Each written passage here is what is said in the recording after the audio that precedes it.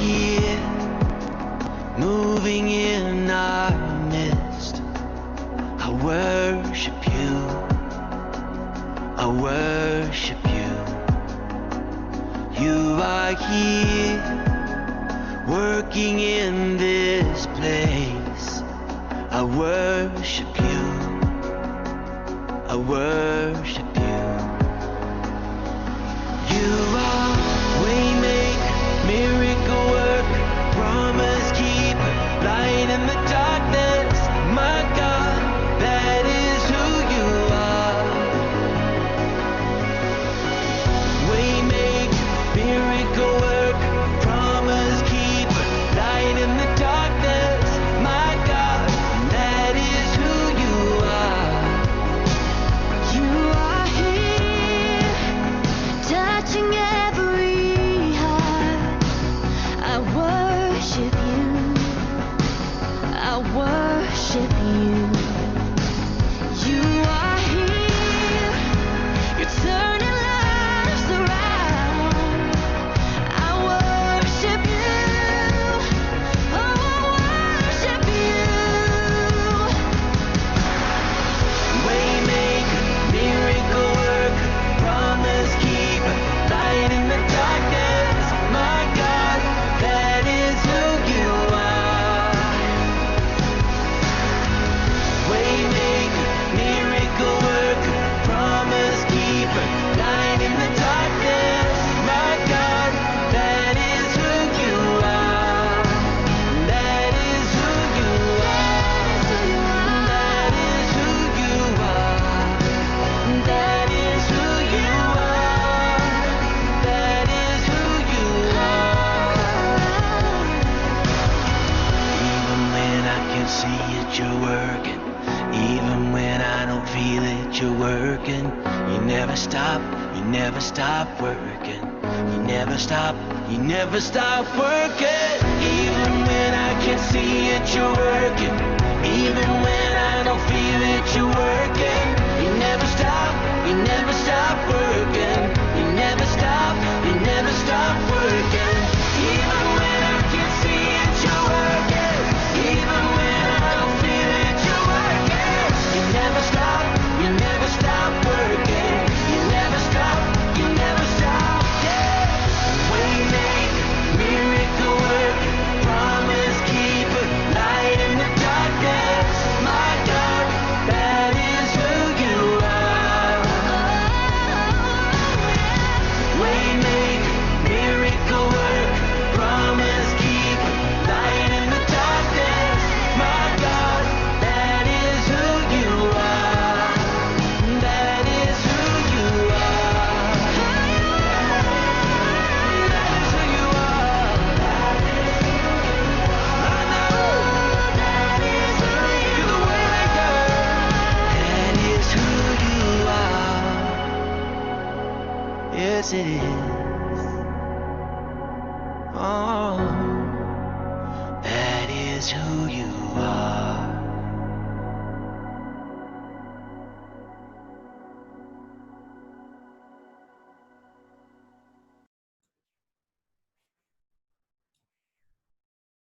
Muito bom dia. Dentro de momentos estamos então a começar mais um nosso culto online da Segunda Igreja Batista do Barreiro. Aproveito então estes últimos momentos para partilharem este direto. Podem pôr comentários debaixo do direto. Podem começar também grupos de visualização e assim em breves instantes iremos dar início ao nosso culto.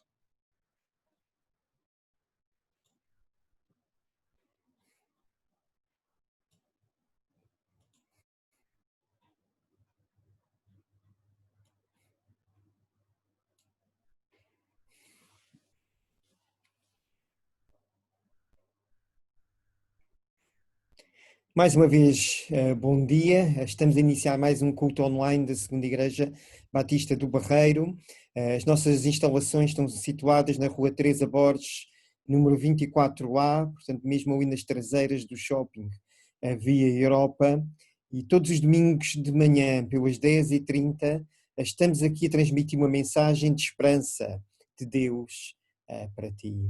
Em Eclesiastes capítulo 3, versículo 11, diz o seguinte: tudo fez Deus formoso no seu devido tempo e também pôs a eternidade no coração do homem.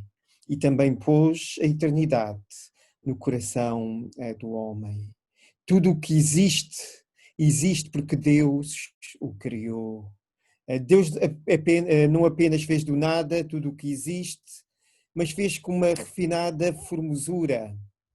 E a coroa da criação foi o próprio homem. O homem foi criado à imagem e semelhança de Deus.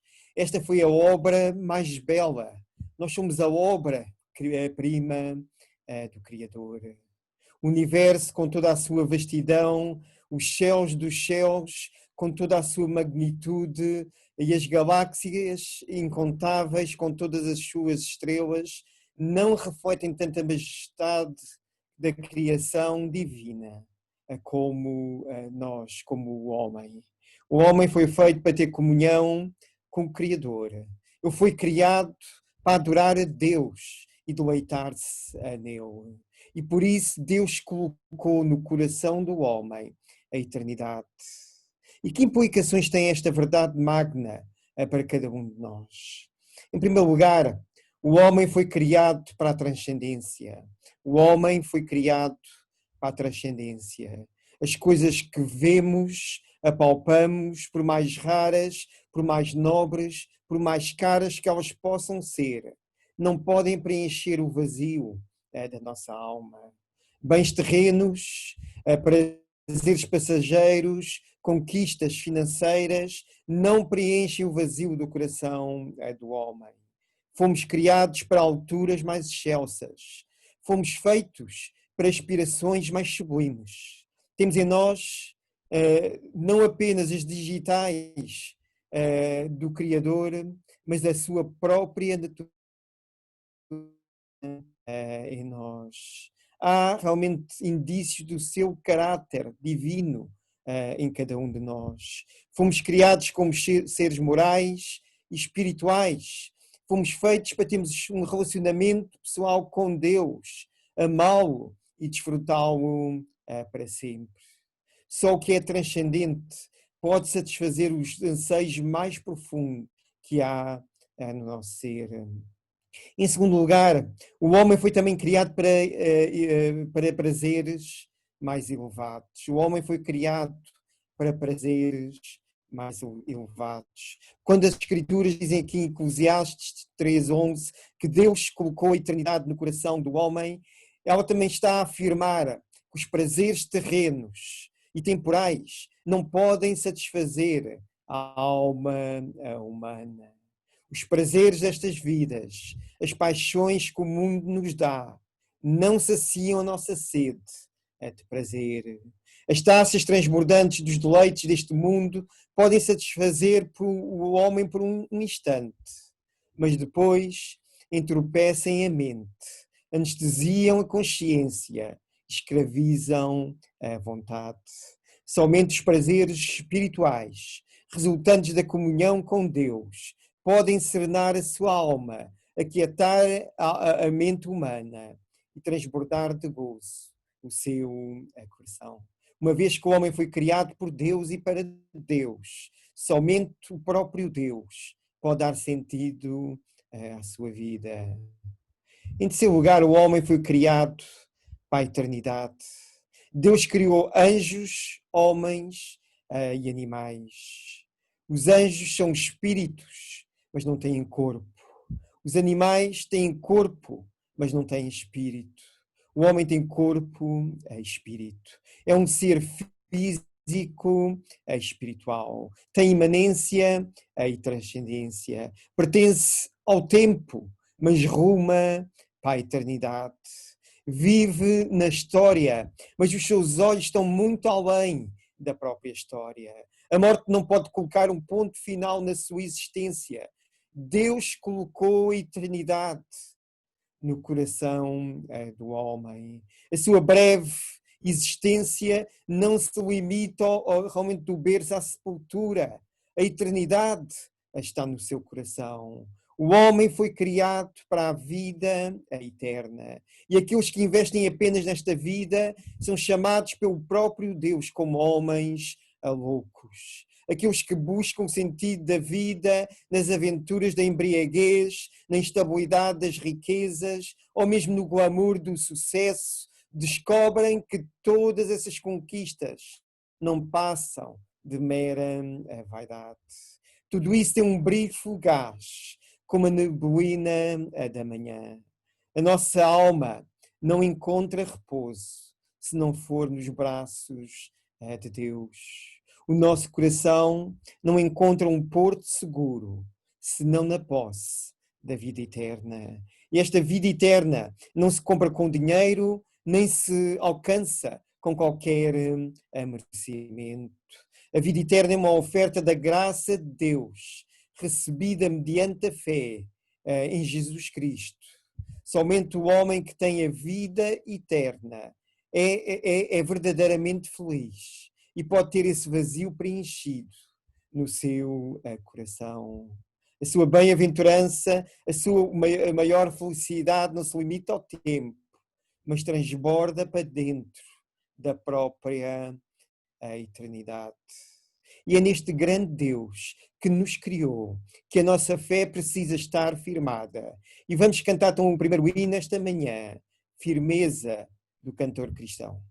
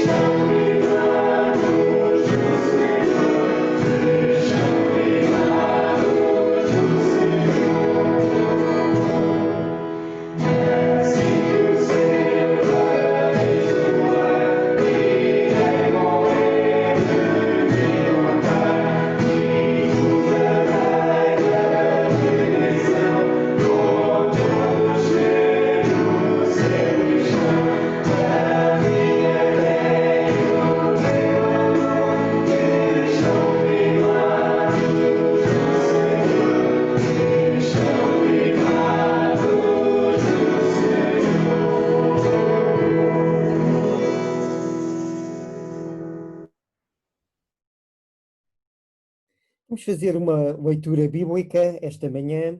Vamos ler o Salmo 139. Salmo 139. Senhor, tu me sondas e me conheces. Sabes quando me assento e quando me levanto. De longe penetras os meus pensamentos. Esquadrinhas o meu andar e o meu deitar. E conheces todos os meus caminhos. Ainda a palavra me não chegou à língua, e tu, Senhor, já a conheces toda.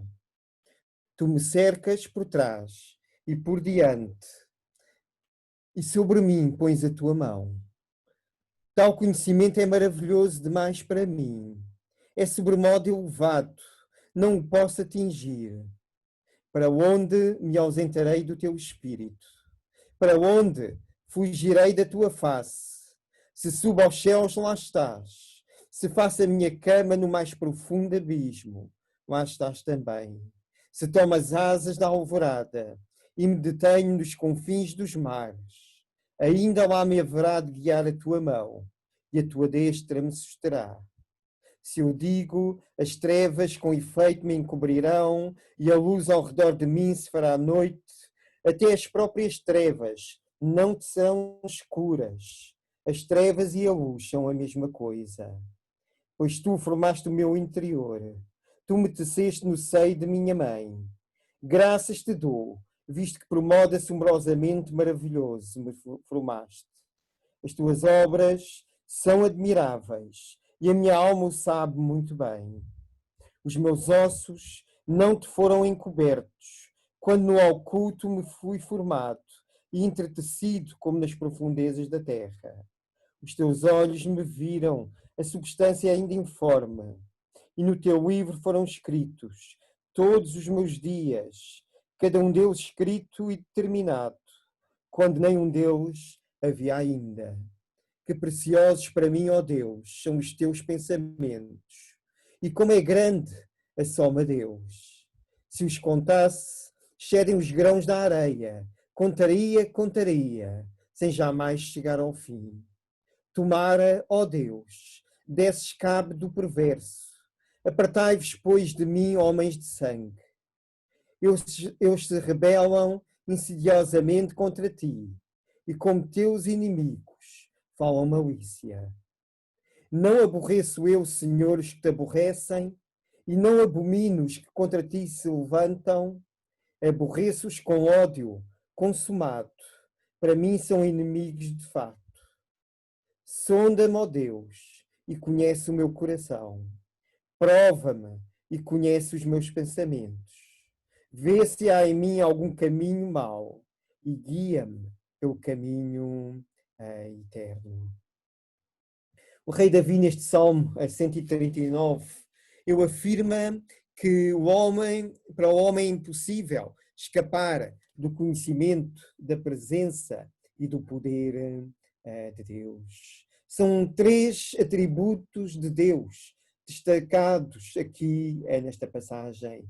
3 atributos incomunicáveis de Deus, que não se comunicam ao homem. Em primeiro lugar, nós somos cercados pelo conhecimento absoluto que Deus tem ao nosso respeito.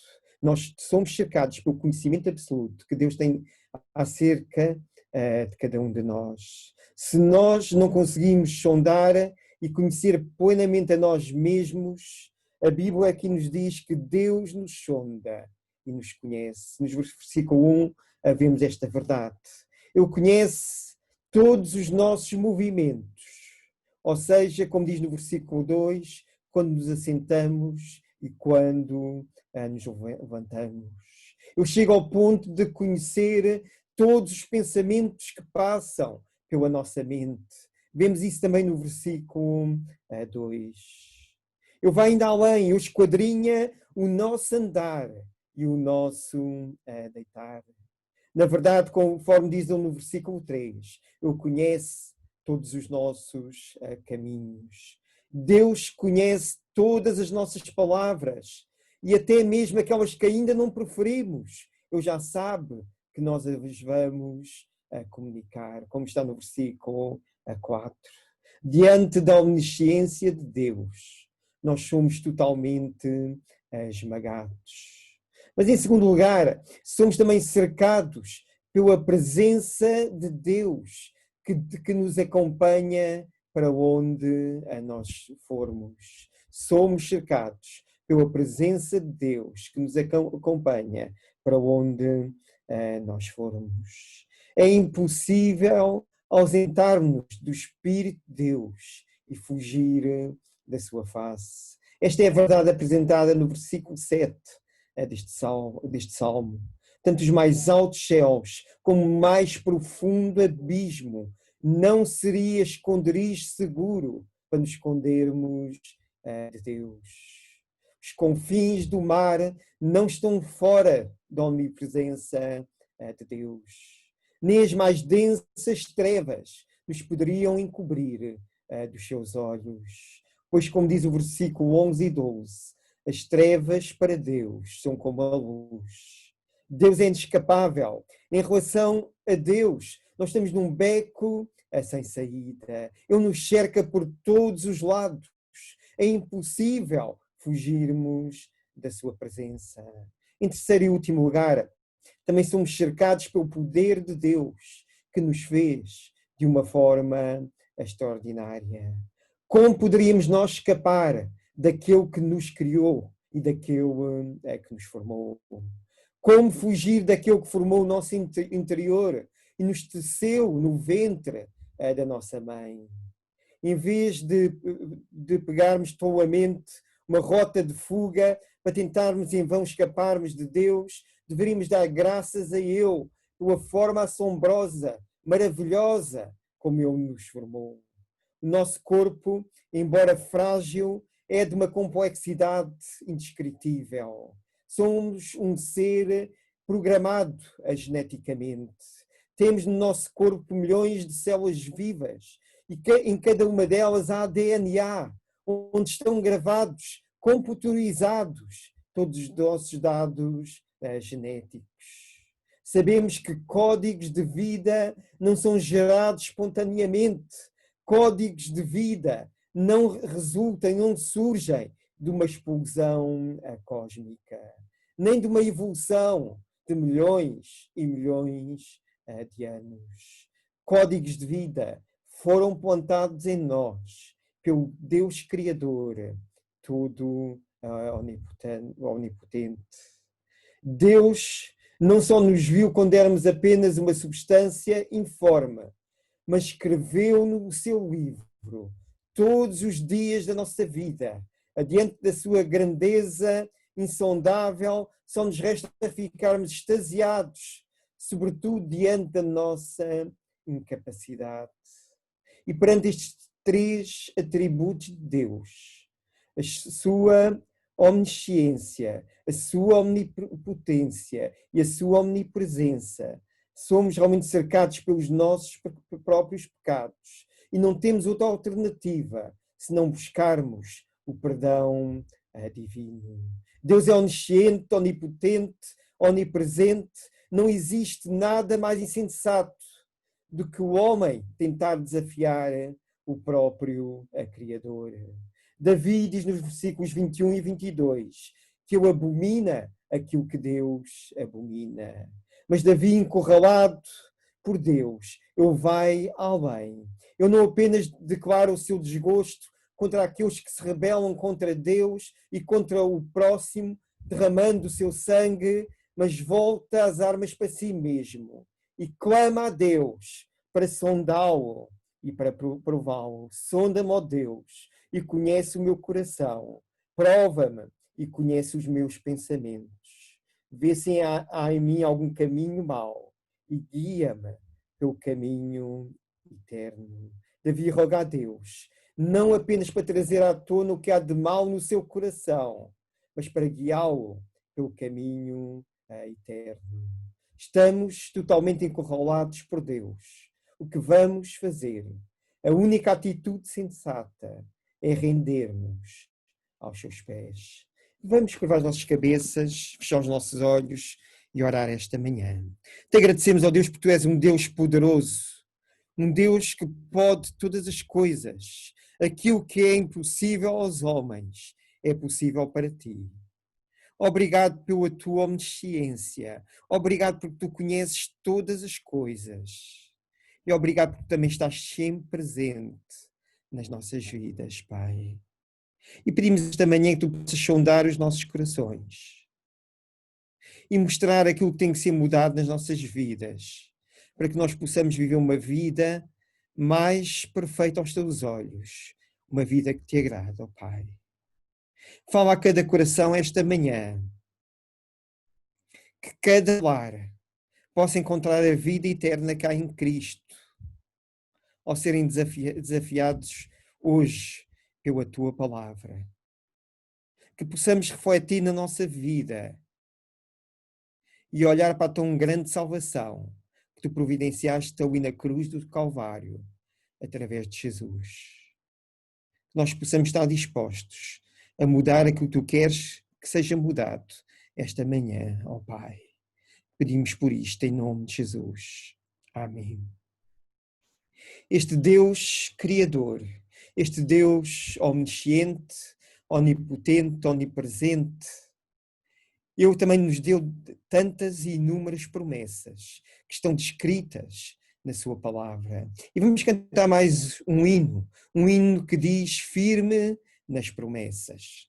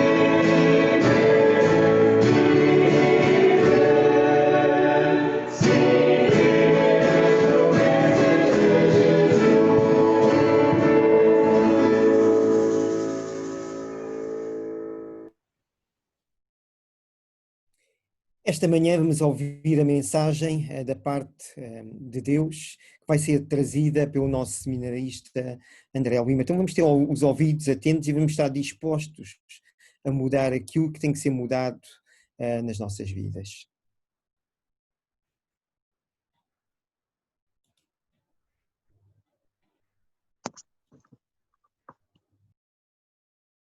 Olá a todos, muito bom dia. Podemos já, aqueles que podem, abrir a palavra de Deus na Epístola aos Gálatas, no capítulo 5, e vamos falar desde o versículo 1 até ao versículo 6. E antes de mais eu gostava só de partilhar o pensamento e uma verdade importante, que existem 3 tipos de escravidões ou de escravidão, e todos nós fazemos parte de uma delas. Existe a escravidão à lei, existe a escravidão ao pecado e existe a escravidão a Cristo. E cada um de nós se identifica e está presente numa destas escravidões. E vamos falar um pouco sobre esta questão de escravidão e liberdade.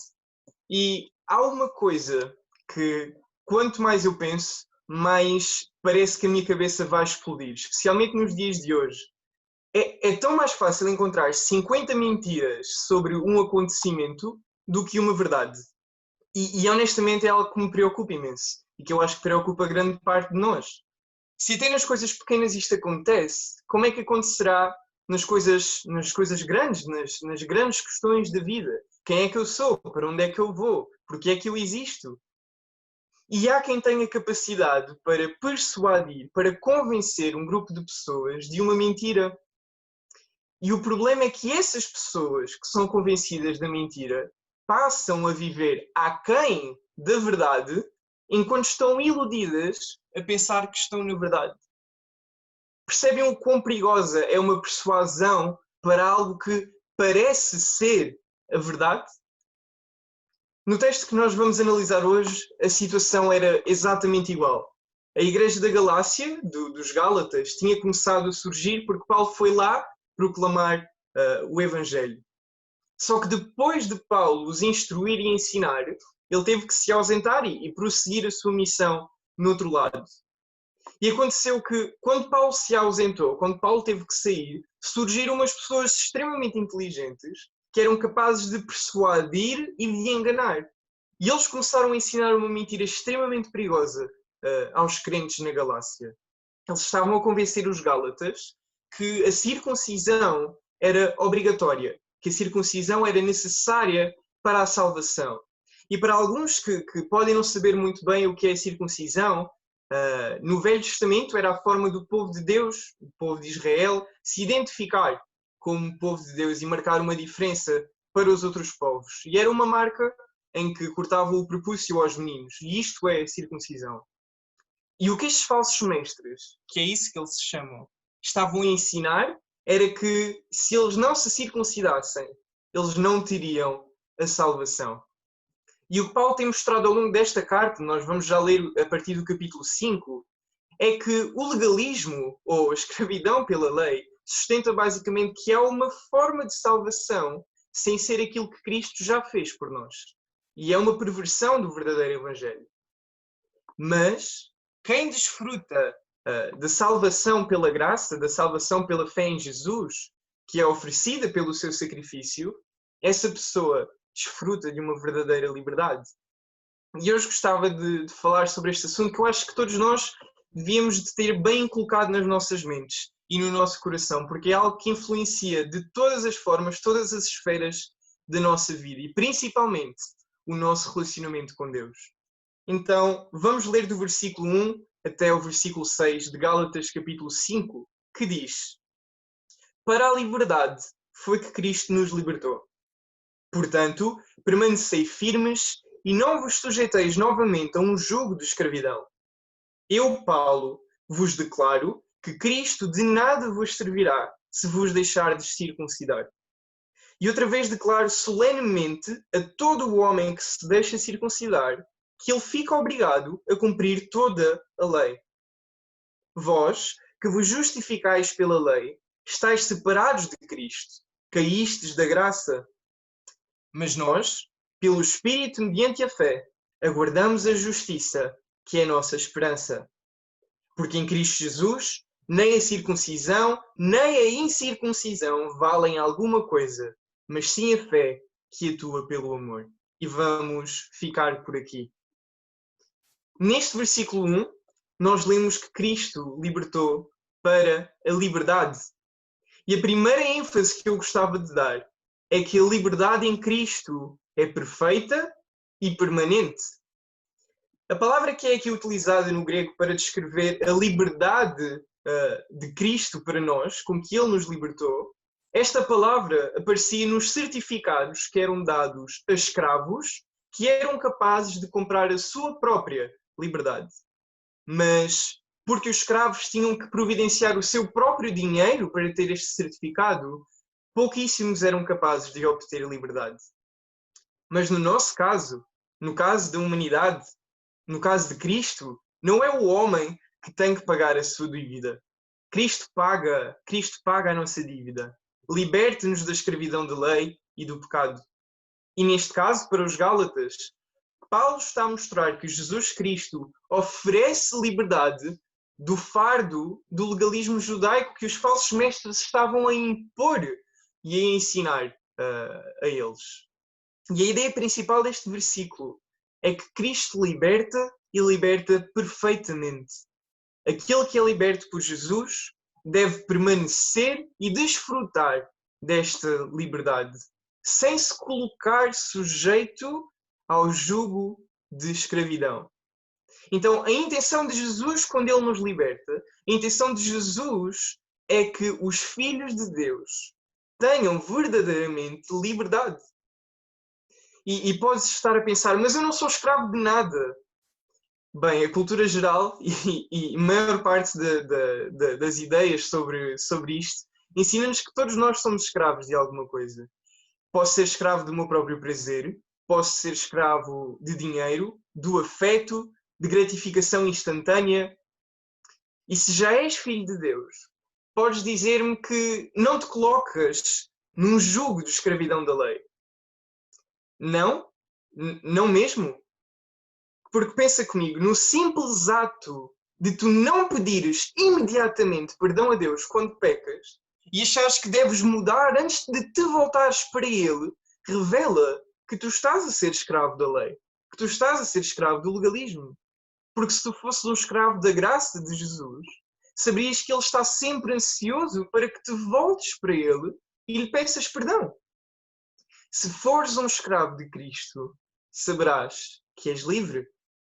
E é isso que Paulo está a tentar lembrar os Gálatas, que estão a ser bombardeados com uma noção de que eles têm que conquistar a salvação através dos seus próprios meios, através das suas ações. Então é colocado este fardo pesadíssimo em cima dos seus ombros. E a escravidão da lei, ela é penosa, mas a escravidão de Cristo é a liberdade. E Paulo está a advertir aos Gálatas para não se sujeitarem ou não serem enredados.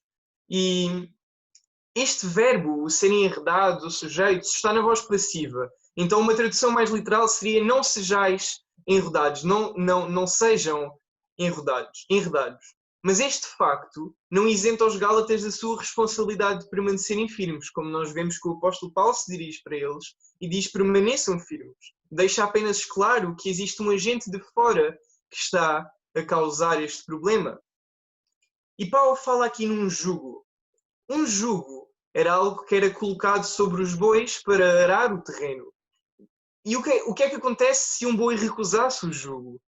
Bem, temos a certeza que pelo menos o dono teria um muito mais complicado de trabalho em colocar este jugo em cima do boi.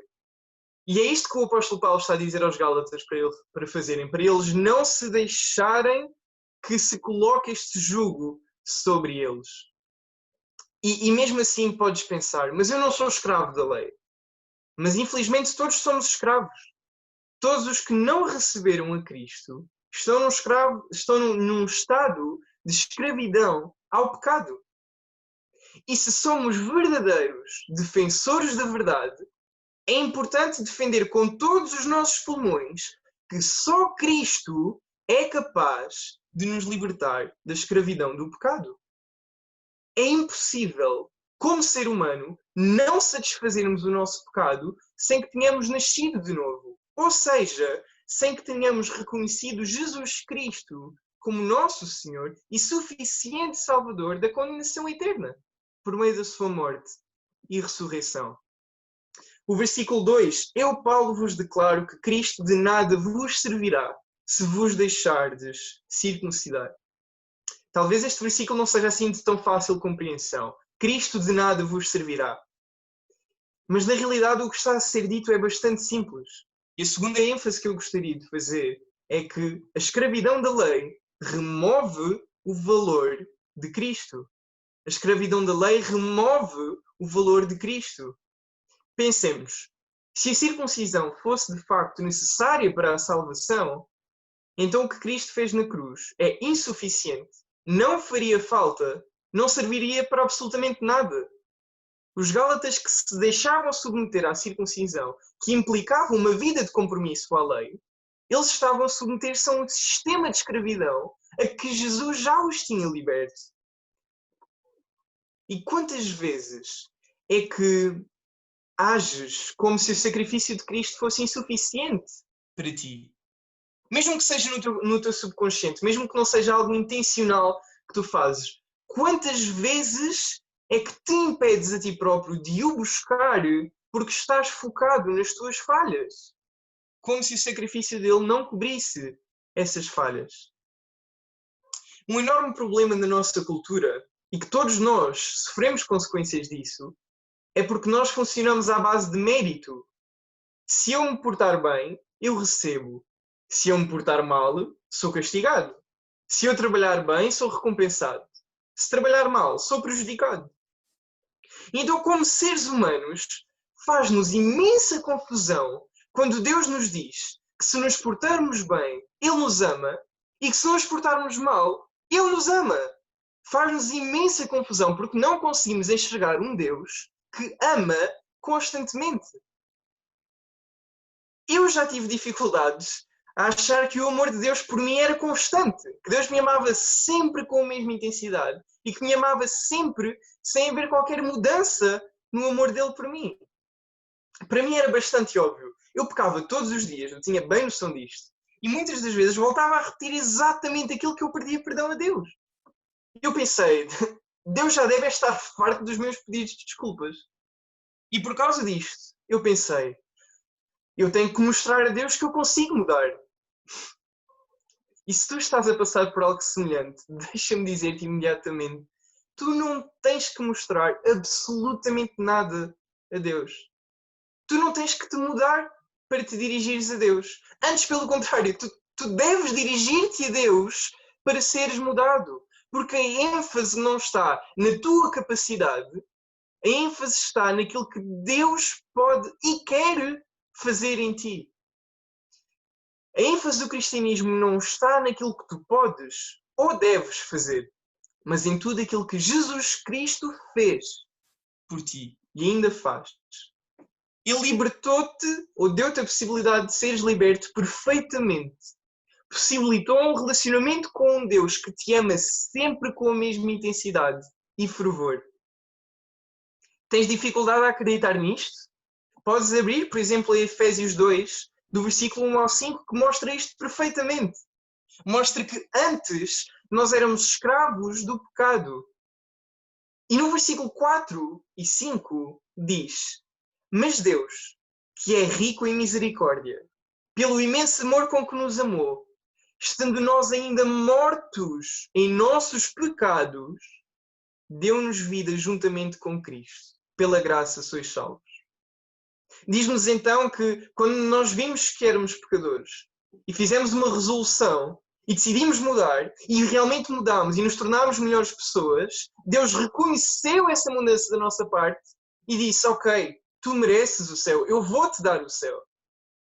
Não diz nada disto. Em lado nenhum na palavra de Deus, em lado nenhum na Bíblia, Deus diz algo semelhante. Ou está cá escrito algo semelhante. Antes, pelo contrário, eu estava morto em meus pecados. Estava morto. Eu não tinha futuro, não tinha esperança, não tinha qualquer capacidade de mudar a minha condição. Mas Deus buscou-me exatamente nessa circunstância e pela sua ação, pela sua intenção, Ele buscou-me quando eu estava morto. Então Cristo não serve de nada se tu procurares ganhar a tua própria salvação. Se tu achares que é pelo teu mérito, pelas tuas capacidades, as tuas conquistas ou as tuas boas ações, o meu chamado para ti é que só Cristo é suficiente. Aliás, o chamado de Deus para ti é que só Cristo é suficiente. Tu não consegues criar uma possibilidade de salvação para ti próprio. E isso leva-nos ao nosso terceiro versículo e à terceira ênfase. A escravidão da lei é uma escravidão total e penosa. Vamos ler outra vez o versículo 3. E outra vez declaro solenemente a todo o homem que se deixa circuncidar que ele fica obrigado a cumprir toda a lei. como eu já disse antes, a circuncisão implica um compromisso para uma vida de conformidade com as regras da lei.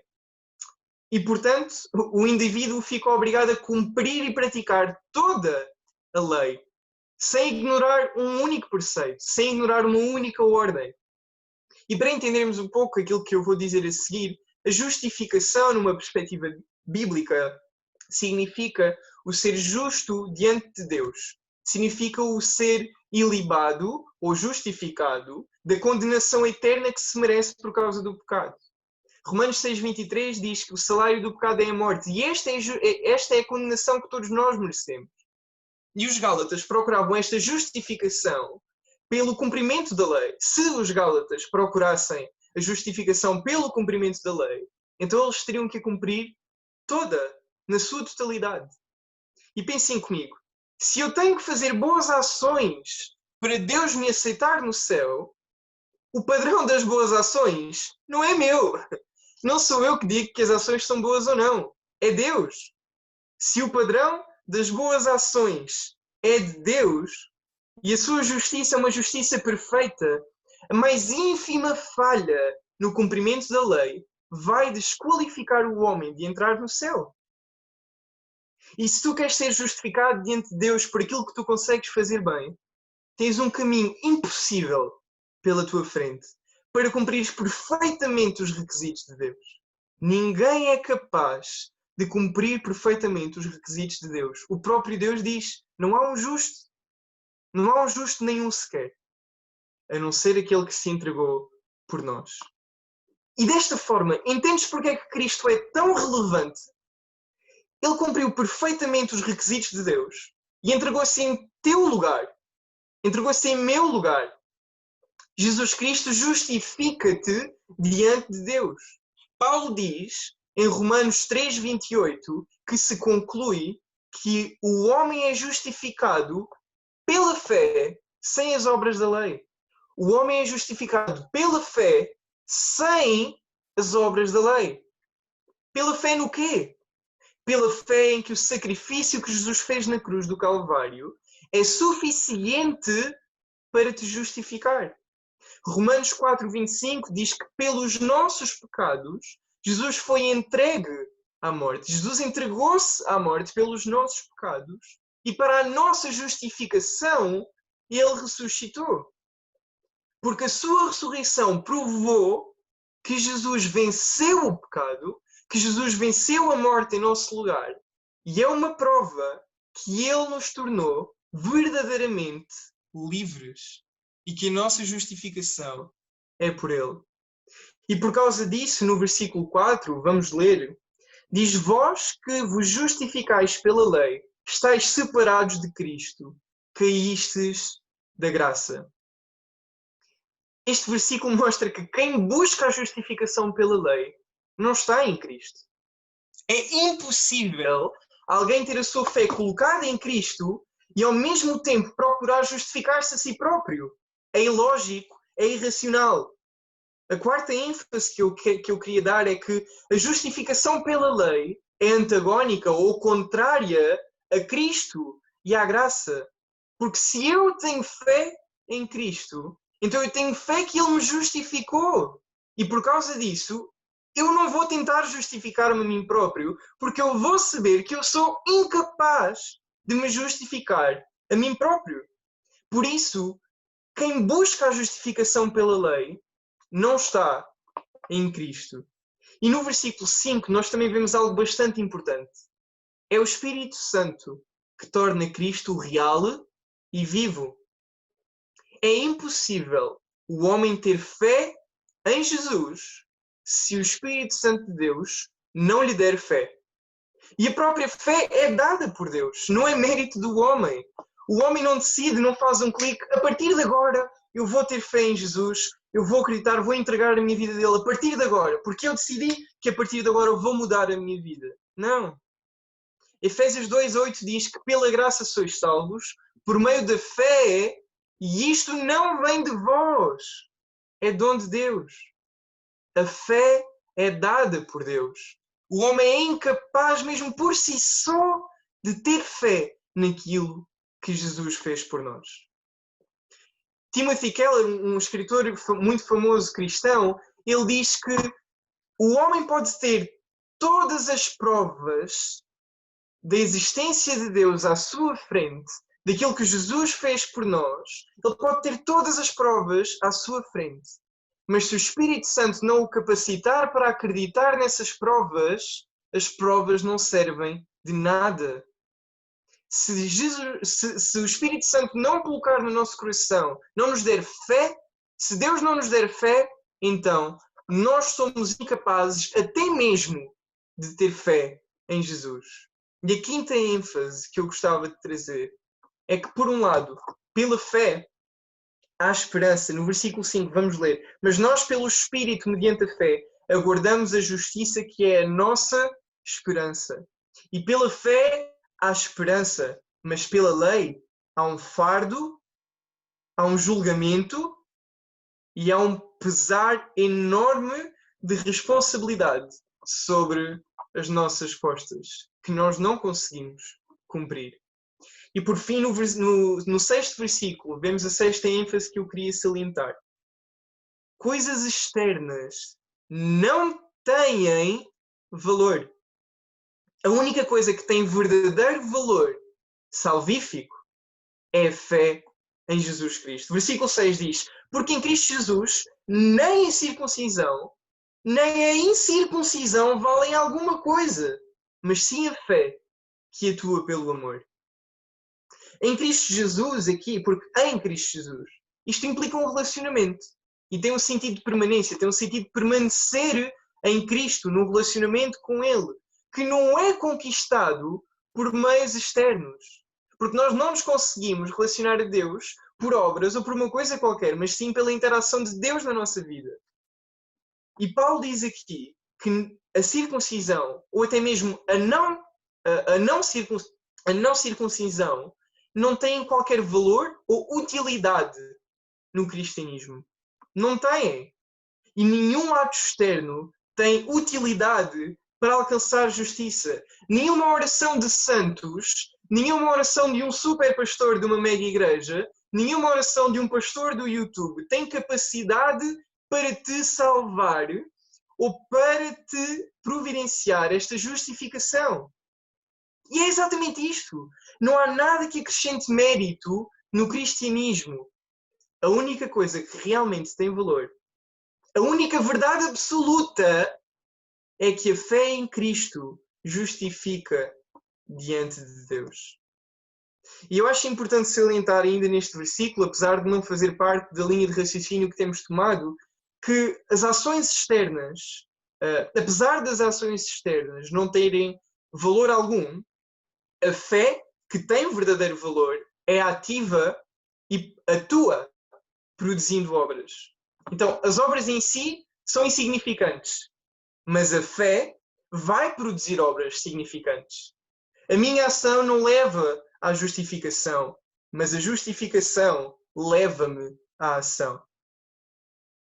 E eu gostava que tu analisasses a tua perspectiva sobre as tuas ações. Será que tu tentas fazer algo para merecer amor da parte de Deus? Para merecer o céu? Se sim, lembra-te que Ele já te amava quando estavas morto. Ele já te amava quando tu não tinhas sequer capacidade de fazer alguma coisa boa aos seus olhos. Se tu percebes que não conseguirás cumprir os requisitos de Deus e que precisas de Jesus, eu convido-te agora mesmo para fazeres uma oração e diz a Deus: Deus, eu sei que sou pecador. Eu sei que eu sou incapaz de merecer o céu. E eu reconheço Jesus Cristo como meu Senhor e suficiente Salvador. Perdoa os meus pecados e sê meu Salvador. E se tu fizeste esta oração, então em primeiro lugar eu quero felicitar-te e dar-te os parabéns, porque se fizeste esta oração és oficialmente um filho de Deus. E a palavra de Deus diz que há festa no céu por um pecador que se arrepende.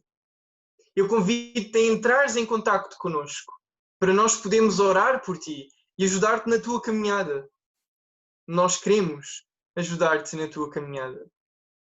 E se tu já és um filho de Deus, então eu gostava que tu analisasses como é que te tens relacionado com Deus. Tens estado de pé atrás? Tens-te esquecido que as tuas ações não são relevantes para mereceres o seu favor?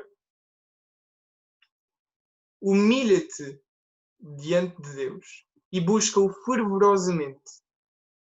Alegra-te porque Ele é bom e porque nele nós temos verdadeira liberdade. Que Deus vos abençoe.